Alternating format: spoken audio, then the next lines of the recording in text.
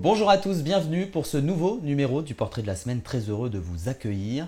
Vous connaissez l'émission, une personnalité est face à moi pour se confier sur son parcours et sur sa vie. Et pour notre invitée du jour, le piano n'a plus aucun secret. Elle est pianiste, également chanteuse et comédienne. Bonjour Lydie Solomon.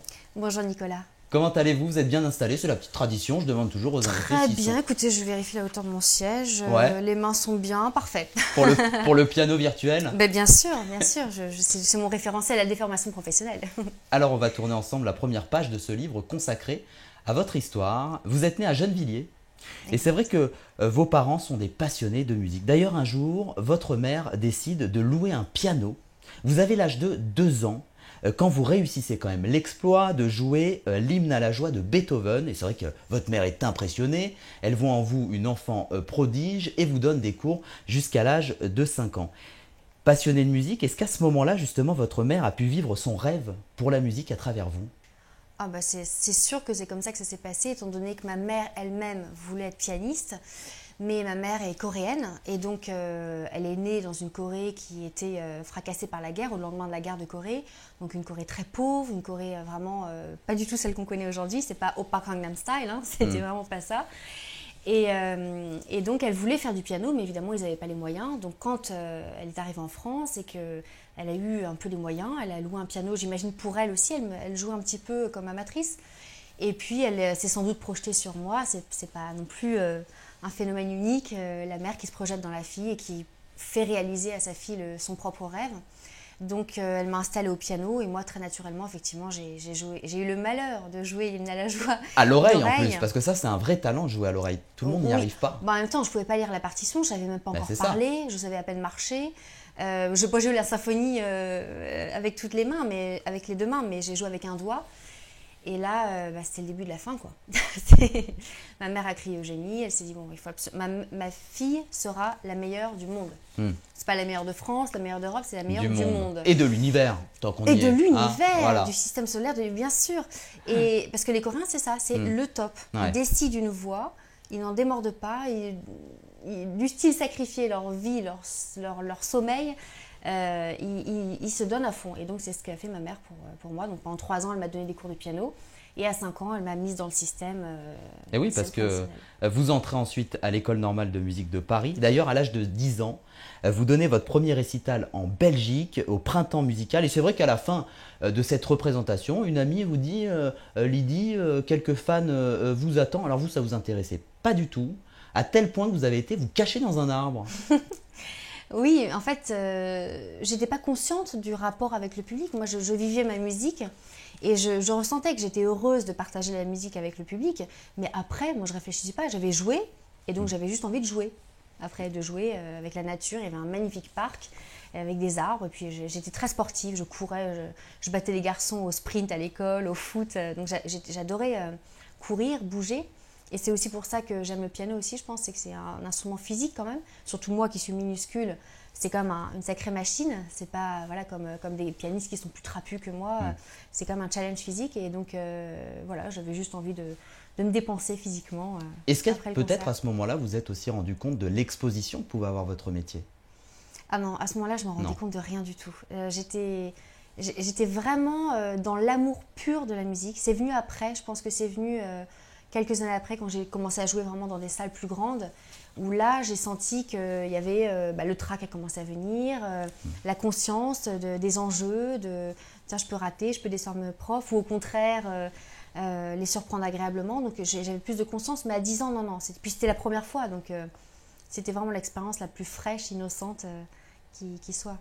Alors c'est vrai, Lydie Solomon, d'ailleurs, vous considérez l'école comme votre espace de liberté. Vous êtes bon élève, mais c'est vrai qu'à côté, votre passion est très présente. Alors ça, vous aviez un emploi du temps assez chargé avec des cours le matin jusqu'à 13 h. Puis ensuite, vous alliez au conservatoire de musique. Et enfin, un prof venait à votre domicile. Comment était perçu ce rythme de vie par vos camarades de classe ? Oui, et puis après le prof, je commençais mes devoirs, donc je commençais ma vie normale de petite étudiante en système scolaire normal, et vers 10 h. Donc c'est vrai qu'effectivement j'avais un rythme assez soutenu. Mes camarades étaient habitués à avoir un rythme, une vie double en fait, puisque des études normales, j'ai eu mon bac S, donc c'était des études, le programme était le programme normal. Et après, à 13h, commençait la deuxième vie. Donc, il connaissait ça, mais ce qu'il ne connaissait pas, donc c'est le côté horaire aménagé, plus la folie des grandeurs coréennes. Ça, c'était encore plus intense.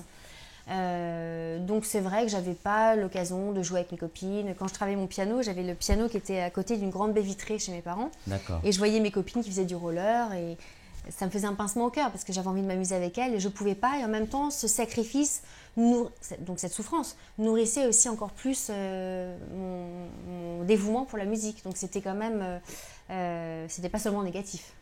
Alors c'est vrai que même à l'âge de 13 ans, vous remportez le concours Radio France. Quand même à savoir, pour nos téléspectateurs, que 5000 personnes l'ont passé en même temps que vous. Et en récompense, on vous donne l'occasion de jouer avec l'orchestre de la Garde républicaine. C'est vrai que vous êtes très impressionné par l'ampleur de l'événement. Et notamment, vous n'aviez avant ça jamais joué avec autant d'instruments. Qu'est-ce que vous avez ressenti à ce moment-là? Je pense que c'est l'expérience la plus forte. C'est même votre plus grande fierté.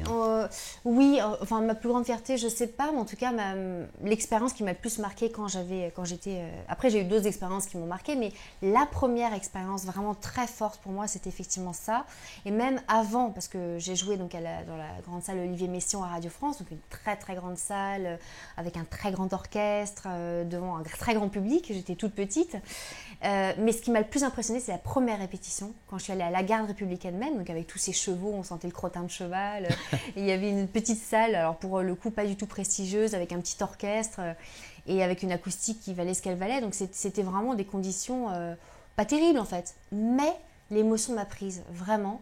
Parce que voir toutes ces personnes, cinquantaine de grands messieurs et dames réunis pour m'accompagner, c'était quelque chose, quoi. Et en plus, dans Beethoven, qui était mon compositeur préféré, même si je voulais plutôt jouer le concerto de Ravel, moi je voulais plutôt jouer le final du concerto de Ravel. Et puis mon papa m'a dit « Oh, mais quand même, j'adore ce concerto ». Alors pour lui faire plaisir, j'ai joué ce troisième mouvement du troisième concerto de Beethoven. Et quand je suis arrivée à la répétition, ça m'a vraiment saisi, quoi. Ouais. Alors maintenant, Lydie Solomon, je vais vous montrer une photo. Petite coupure. Vous reconnaissez ce monsieur? Oui, bien sûr. C'est le célèbre pianiste François-René Duchâble, un monsieur d'ailleurs qui compte pour vous. Il vous prend sous son aile, il vous a beaucoup appris, notamment lors de concerts que vous faisiez ensemble. Est-ce qu'on peut dire que c'est une des personnes déterminantes de votre parcours? Ah oui, c'est une personne qui a beaucoup compté. En plus, c'est rigolo parce qu'elle a compté à contre-courant. Parce qu'à ce moment où je l'ai rencontré, j'étais à l'ESSEC. Donc c'était vraiment la deuxième partie de ma vie où j'avais eu mon prix au conservatoire national. Et puis ma mère, comme j'avais franchi le top au piano, elle s'est dit « Tiens, on va aller vers un autre sommet. Ma fille, tu feras Henri IV et l'ESSEC ».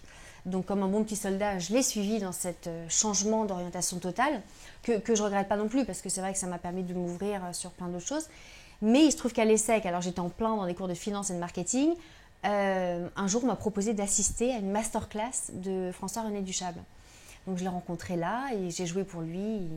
Il m'avait dit, je me souviens, vous avez un calme asiatique très impressionnant. Enfin, on a beaucoup impressionné. Un calme asiatique? Oui, moi, il a dû déceler mes origines coréennes qu'il a senti dans Brahms, que je jouais à l'époque. Je comprends pourquoi il dit ça, mais c'est vrai que je l'ai trouvé très sensible. Tout de suite, ça a accroché. Et il m'a proposé de faire une série de concerts avec lui. Alors je suis allée chez lui, j'ai rencontré Cézanne, Sarkozy et je sais plus, il donnait des noms de présidents à Cézanne et Cézanne. Ah oui, je me disais Sarkozy, oui, non, c'était d'accord. Non, son âne, Sarkozy. Ouais. Et donc on a répété tous les deux chez lui le carnaval des animaux. D'ailleurs c'était un bon lieu puisqu'il y avait plein d'animaux chez lui. Et alors c'était rigolo parce qu'on a joué, donc on a travaillé, il y avait des très très virtuoses et puis à un moment donné, il faut que je le raconte quand même parce que j'étais assez fière, il m'a dit « Attendez, j'arrivais pas à vous suivre ».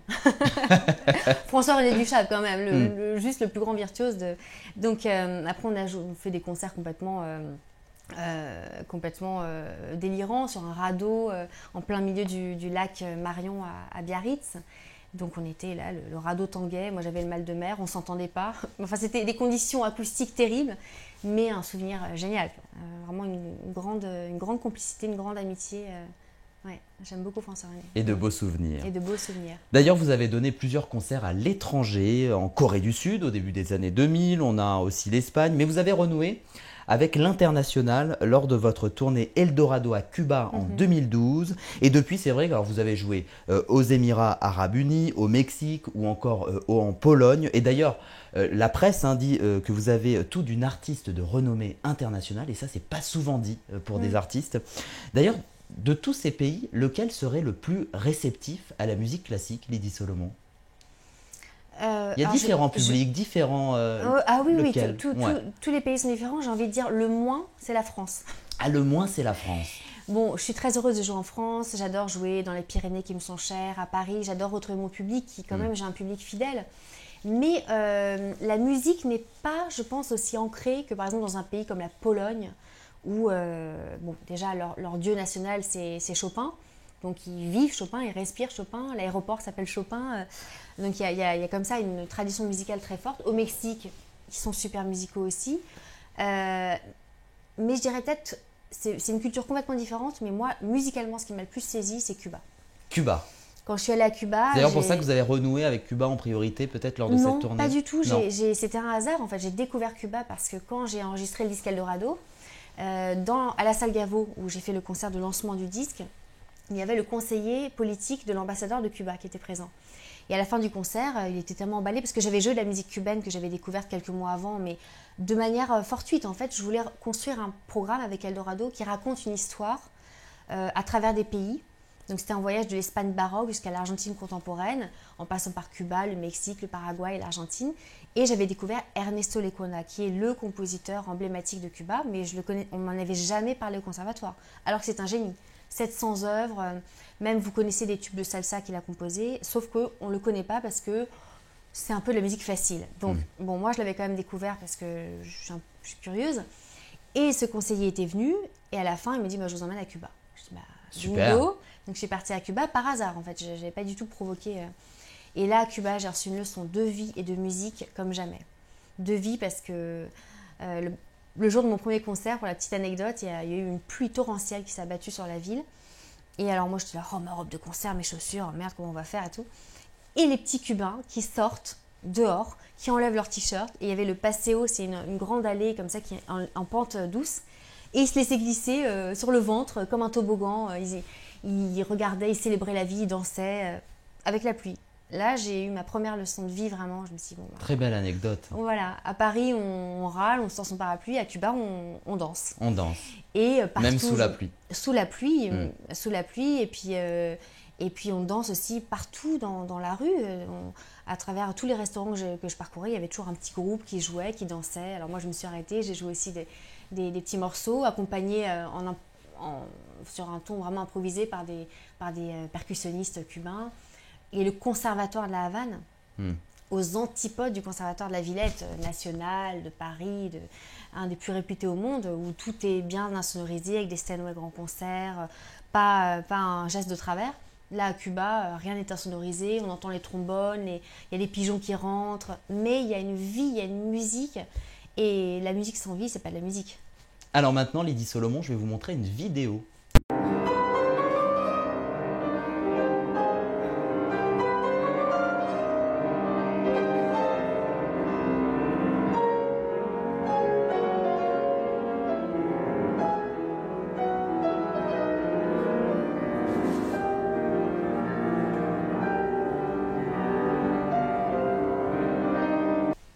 C'est vrai que nos téléspectateurs mourraient d'envie de vous voir à l'œuvre.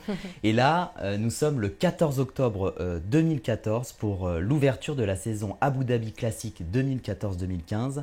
Et vous avez interprété dans la vidéo que nous venons de voir, Études révolutionnaires de Chopin. Justement, quelles sont les premières pensées que vous avez quand vous pensez à Chopin, Lydie Solomon? Un électron libre qui vient de nulle part et qui a essaimé une influence considérable dans le monde entier. Donc, quand je pense à Chopin, j'ai une forte émotion parce que quand on pense à tous les musiciens classiques, même Beethoven que je porte plus fort dans mon cœur que personne, il vient de Mozart, il vient de Bach, Brahms, il y a une lignée, il y a un héritage. Mais Chopin, on ne sait pas. Il est arrivé comme une plume qui est tombée sur la terre, on ne sait pas comment, d'où il a sorti son inspiration, même si on sent bien qu'il a adoré Mozart et Bach. Mais quand même, il était tellement libre. Et moi, ce que j'aime chez Chopin, c'est qu'il il était très patriote, il aimait la Pologne, on sent ce folklore polonais dans sa musique, et son amour pour le raffinement français. Mais en même temps, il a porté ça à un degré d'universalité qu'on ne peut plus le mettre dans la case Pologne ou France. C'est de la musique, c'est du Chopin, c'est complètement universel. Et c'est ça que j'aime chez Chopin avant tout. Et entre 2007 et 2010, vous avez décidé de faire une petite parenthèse dans votre carrière de pianiste. Vous décidez aussi de suivre une formation au Cours Florent à Paris. Et puis à ce moment-là aussi, on vous retrouve au cinéma dans un film qui s'appelle Vivre, où justement vous jouez le rôle de Kim, une pianiste, une artiste d'ailleurs trahie par ses mains fatiguées par des années de sollicitations. Pourquoi avoir eu envie de cette parenthèse, Lydie Solomon, et notamment pour se consacrer à la comédie?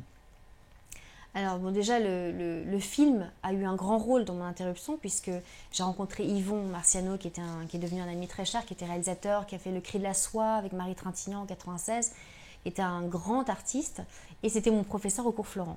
D'accord. Moi, ça faisait plusieurs années que je me posais quand même des questions sérieuses sur le pourquoi je monte sur scène. Et parce que c'est aussi une envie lointaine hein, cette envie de comédie. Ah, hein. la comédie m'a toujours accompagnée. Ouais. Depuis que j'étais toute petite, quand j'avais 6-7 ans, bon, j'ai beaucoup écrit. J'ai écrit plus de 1000 pages de journaux intimes, 4 romans. Donc raconter des histoires, raconter mon histoire et m'enregistrer, c'était mon pain quotidien, quoi. Mais comme Chopin, il était connu comme pianiste parce qu'on aime bien mettre les gens dans des cases, on en parlait tout à l'heure, mais c'est vrai que Chopin, il était comédien, c'était un pitre, il imitait les gens, il racontait des histoires, il créait des petites marionnettes.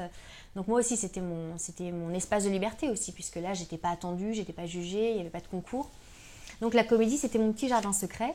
Et quand j'ai rencontré Yvon, qui m'a proposé de faire ce rôle autobiographique, j'ai découvert un autre univers où je pouvais à la fois être moi-même, c'est-à-dire moi pianiste, et en même temps travailler avec des gens, travailler avec d'autres personnes. On se sent peut-être un peu seul voilà, dans le métier de pianiste. C'est ce qui vous a fait du bien d'être accompagné? Oui, complètement. On est seul, on est vraiment seul. Et d'ailleurs, je me souviens, j'avais dit à Yvon, parce que c'est un film un peu choral, comme à la Clapiche, et j'ai dit, mais tu vois, elle a un copain, lui, il a une copine, elle a un amoureux, et moi et il m'a répondu, mais toi, Kim Park, tu es destiné à être seule toute ta vie avec ton piano. Et c'était une phrase miroir de ma vie. Qui reflétait peut-être la vie de pianiste. Complètement. Et cette solitude, j'ai appris à l'aimer, mais je ne l'ai pas toujours aimée. En plus, j'étais fille unique, donc c'est pas. Il faut vraiment aimer cette solitude. Il ne faut pas la subir, parce que sinon, on ne peut pas donner du bonheur au public si on subit les choses. Donc c'est pour ça que j'ai arrêté, motivée par cette expérience. Je me suis dit, tiens, je peux être comédienne, j'ai envie de voir autre chose. Donc je me suis mise à chanter du jazz. J'ai enregistré un disque de jazz avec des musiciens américains de jazz, vraiment les vrais blacks américains, du vrai jazz incroyable. J'ai composé des textes. Donc j'ai vraiment mis de côté les concerts pour connaître autre chose. Je ne savais pas ce qui m'attendait après, mais j'avais besoin de me nourrir, quoi. Voilà. Alors c'est vrai, Lydie Solomon, les médias saluent votre parcours. J'ai vu deux beaux, notamment, articles de presse Sud-Ouest en juin 2014. Ils disent « C'est une touche à tout. À la fois comédienne, actrice et musicienne, Lydie Solomon a un parcours atypique étonnant. Un parcours qui fait d'elle aujourd'hui une artiste complète et indépendante. » Un autre, toujours dans les Pyrénées, c'est d'ailleurs la semaine des Pyrénées qui dit de vous « Pianiste, actrice, compositrice et chanteuse, les facettes du talent de Lydie Solomon sont nombreuses. Elles lui permettent, à côté du classique pur, une approche populaire. » Justement, est-ce que cette approche populaire, c'est une force pour vous? Oh oui, c'est une force parce que la principale force que ça me donne, c'est de me connecter au public. Et un concert de piano sans se sentir connecté au public n'a aucun sens. Et c'est ça que je sentais, cette déconnexion. Au conservatoire, quand j'étais jeune, où je subissais mon parcours, je montais sur scène comme poussée par une force irrésistible.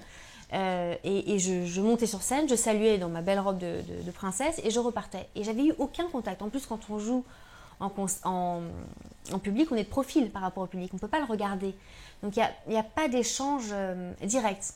Et c'est pour ça que j'ai voulu changer la forme de mes concerts. Il y a 2 ans, en août 2015 exactement, j'ai inauguré une nouvelle approche Donc mon premier spectacle, c'était Piano de Fuego, une corrida pianistique. Je m'en souviens de ce spectacle. Voilà, j'affrontais mon piano taureau et dans un rapport d'amour-haine, comme vraiment une corrida. C'est original, c'est très original. Pour moi, c'était vraiment original Ouais. aussi. Et le public, surtout, ce qui m'a donné l'envie de continuer, c'est que j'ai vu que le public avait complètement changé de réaction. On était beaucoup plus proches. Et là, d'un coup, ça prenait sens. Parce que je pouvais parler de la vie des compositeurs, du contexte de comment a été créée cette œuvre, de moi aussi, je me dévoile un petit peu. Et donc c'est plus humain, c'est plus vivant, parce que je me dis sinon autant mettre un CD, quoi. Alors aujourd'hui, c'est vrai que vous avez toujours autant de projets. Vous êtes en train de renouer avec la Corée. Vous êtes d'ailleurs récemment retourné pour faire un concert, mais alors pas que. J'ai vu également que vous avez fait un shooting photo en tant que mannequin pour des costumes traditionnels. Une nouvelle carrière, Ouais. Une nouvelle corde à votre arc, Lydie Solomon. Oui, alors j'avais déjà fait des photos pour des magazines. Pourtant, j'ai pas du tout la taille mannequin, mais c'est vrai qu'en Corée, c'est pas du tout le même état d'esprit qu'en France. On aime le multitalent. En fait, plus on a de talent, mieux c'est vu. C'est vrai que c'est différent avec la France où parfois on est mis dans des cases. C'est pas comme ça aux États-Unis non plus. Non, pas aux États-Unis, en Corée non plus. C'est vraiment le contraire. C'est-à-dire qu'en France, dès qu'on. C'est pour ça que vous disiez tout à l'heure que j'étais une touche à tout. Mais en France, ça peut quand même être mal vu parce qu'on dit oui, c'est une dilettante, c'est une amateur. Bon, mais en Corée, pas du tout. On essaie d'exploiter tous les talents de la personne. Donc, ils ont trouvé que les costumes traditionnels m'allaient bien. C'est vrai que je les adore. C'est une designer qui s'appelle Chai Kim qui a modernisé le hanbok, le costume traditionnel. Et donc, voilà, c'était une après-midi où on prenait le thé et j'ai fait un shooting comme ça. J'ai fait un concert. Et moi, j'aime beaucoup aussi ces différentes formes d'expression artistique. Et d'ailleurs, vous avez un rêve, Lydie Solomon, j'ai vu ça, de faire un one-woman show dans lequel vous incarneriez votre propre personnage, une manière de parler des coulisses de la vie de pianiste. Mais c'est vrai que à la préparation de cette émission, vous nous avez confié aussi que vous aimeriez trouver quelqu'un qui puisse écrire ce spectacle parce que vous n'avez pas assez de recul sur votre vie. Tiens, justement, est-ce que vous avez une anecdote comme ça, quelque chose qui pourrait refléter la vie de pianiste et qui serait assez marrant ? Une anecdote. Ah oui, j'en ai plein, mais alors là, du coup, ça se bouscule le portillon. Une qui était Je pense quand même que ça assez peut faire drôle. un long spectacle. Oui. Oui, non, il y a de la matière. Après, Ouais. c'est drôle parce que finalement, je m'aperçois comme la vie d'artiste, ça va à toute vitesse. Parce que j'ai fait, quand on a préparé cette interview, c'était il y a une semaine, et j'ai déjà fait du chemin. Je doute déjà que ce soit la bonne porte d'entrée pour un one-man show de se mettre en scène. Moi, je me dis, est-ce que je ne suis pas encore trop jeune ? Est-ce que je ne devrais pas incarner d'autres personnages encore ? Ça, je n'ai pas encore fait le point. Mais c'est vrai que dans mes concerts, j'ai incarné la femme de Jean-Sébastien Bach, la sœur de Mozart, Nannerl, qui a vécu dans son ombre aussi, qui a sacrifié son grand génie musical pour donner des cours de piano pour financer les tournées de son frère. Donc j'ai incarné à chaque fois la femme qui a compté le plus dans la vie du compositeur. L'immortel bien-aimé de Beethoven, qui est mon premier amour, puisque j'ai joué à 2 ans Beethoven. Donc, incarner des personnages, c'est aussi une façon de me raconter. Donc, est-ce que je suis encore prête pour me raconter moi directement à l'état brut ? Je ne sais pas. Mais en tout cas, un one-woman show où je mets en scène... Ça peut être drôle, ce serait une première. Ah, mais je sais que je vais le faire. Quand, je ne sais pas. Est-ce que ce sera le premier ? Je ne sais pas encore. Mais oui, je le ferai. Et pour l'anecdote, non, l'anecdote, c'est qu'une fois, je me préparais à aller à un festival et puis j'étais dans ma loge. Le directeur du festival vient me voir. Tiens, tu es prête, Lydie, on va y aller. Et je me lève et là, ça tourne et je m'évanouis. Ah. Je tombe dans les pommes. Il fallait partir. Là, Donc on va pas connaître la suite du coup. Et si, justement, parce que vous en rappelez plus. Alors, je ne me rappelle pas, mais je sais que mon père, qui est médecin, a pris mon pouls. Mon cœur s'est arrêté. Ah. Il s'est arrêté pendant pas très longtemps. Mais enfin, bon, il s'est dit, bon, je sais pas, elle n'est pas morte quand même. Bon, j'ai repris vie. Et le directeur est venu, on va annuler la performance. Hein. Et en plus, c'était sportif. Je devais jouer une grande sonate de Brahms qui durait 40 minutes. Enfin, c'était vraiment le programme bien chargé. Et là, comme une mort vivante, j'ai dit non, j'y vais. Et je me suis levée comme un fantôme. Et vous y êtes allée quand même. Je me souviens très bien, j'ai traversé un long couloir sombre. J'étais vraiment pas moi-même. Je suis montée sur scène et là, d'un coup, j'ai repris vie et j'ai fait le concert. Voilà, c'était Par drôle, la passion peut-être qui a aussi repris le dessus. Exactement. À ce moment-là. L'instinct de survie, le désir plus fort que tout. Bon, après, je faisais pas la fière, j'ai quand même passé une bonne nuit après. Mais voilà, c'est des choses qui peuvent arriver quand on a une pression, qu'on est fatigué, que l'émotion est forte aussi. Il y a des choses comme ça qui sont assez rigolotes à raconter, mais moins rigolotes à vivre. Alors maintenant, Lydie Solomon, je vais vous poser quelques petites questions pour vous connaître différemment. Vous êtes d'accord ? Ça me fait peur. Tiens, justement, on va rester dans le thème. Si vous D'accord. étiez une note de musique, ça serait laquelle? Une note de musique. Comme ça, je dirais si bémol, parce que je trouve ça doux, velouté, un peu comme du velours. C'est Si peut-être bémol. ce qui représente votre caractère? Sans doute, oui. Sans Ouais. doute, j'aime bien les tonalités adoucies, bémol. Et c'est vrai que le si bémol, c'est une note peut-être qui me correspondrait. Aujourd'hui, hein, demain, ça sera peut-être sol. Tiens, justement, en parlant de caractère, avez-vous un caractère électrique? Électrique. À vous d'imaginer ce que ça peut... Oui, je vous- pense. Enfin, Ouais. après, je suis énergique, j'ai beaucoup d'énergie, je peux partir au quart de tour. Donc électrique, oui. Ouais. Oui, je pense que j'ai un Ça vous caractère correspond. électrique. Oui, c'est vrai. Bah, d'ailleurs, pourquoi vous m'avez posé la question? Peut-être que c'est ce que vous percevez de moi. Pas du tout. On va faire l'interview à l'envers. Tiens, êtes-vous plutôt transport en commun ou voiture dans votre vie quotidienne? Oh, bah, par la force des choses, transport en commun ou taxi, mais enfin plutôt transport en commun ou scooter. Ah, Mais, depuis longtemps le scooter? Depuis une dizaine d'années, ouais. Enfin 8 ans, 8 ans plus exact. Mais la voiture à Paris, c'est juste impossible, ça rend fou. Hmm. Donc la Paris, non. Pas, la voiture, non. Pour faire des grandes distances, pour aller dans mes chères Pyrénées, oui. Mais transport en commun, scooter. Tiens, est-ce que la nouvelle technologie vous inspire? M'inspire, Hmm. pas du tout. Non. Enfin, elle m'aide. Elle m'aide à avoir accès à des informations plus facilement. Donc, c'est vrai que je peux avoir des informations plus facilement. Ça m'aide beaucoup. Si elle m'inspire, non, pas du tout. Non. Ce qui m'inspire, c'est la nature et les hommes et femmes. Tiens, et dans vos voyages, préférez-vous un climat chaud, modéré ou froid? Chaud. Ouais. J'adore la chaleur. Même si je râle et que je transpire et que je me plains, je préfère la chaleur. Je sais pas, ça détend aussi les muscles. Ça met dans un état, je trouve, pour les concerts, je préfère avoir chaud. Alors maintenant, Lydie Solomon, je vais vous demander de regarder la caméra qui est juste en face de vous. Une manière de regarder nos téléspectateurs droit dans les yeux. Qu'est-ce que vous aimeriez dire aux téléspectateurs qui vous regardent? Après mes concerts, vous êtes nombreux parfois à me dire j'aurais voulu danser mais j'ai pas osé, j'aurais voulu pleurer mais j'ai pas osé, j'aurais voulu vous dire ça mais j'ai pas osé, j'aurais voulu vous prendre dans mes bras mais j'ai pas osé. Beaucoup vous me dites ça et moi j'ai envie de vous dire mais osez danser, osez pleurer, osez rire même parce que c'est vrai que parfois je fais des blagues rigolotes dans mes concerts donc oser exprimer. Moi, mon rêve en fait c'est que le public, une personne ou plusieurs personnes à la fin du concert puisse se dire tiens, j'ai vécu un moment qui fait que j'ai jamais osé faire quelque chose, j'ai envie de le faire, j'ai envie de faire quelque chose de différent, j'ai envie d'oser quelque chose. Et moi, ça me nourrira aussi en retour parce que j'ose faire des choses que j'ai jamais faites avant. Et c'est comme ça qu'on avance et j'ai envie d'avancer avec vous. Alors, merci pour ce que vous m'avez apporté jusqu'à présent et on s'apportera plus dans le futur. Très touchant tout ça, Lydie Solomon. Très proche de son public. Oui, bah c'est Et la chose qui me essentiel. motive. C'est le fil Ouais. conducteur. Exactement. Un grand merci D'accord. d'avoir été avec nous. Merci à vous, Nicolas. Et puis Merci, bonne c'est un continuation. plaisir. Et on vous réinvitera pour ce fameux One Woman Show. Oui, alors. bientôt. D'accord, avec plaisir. Merci beaucoup.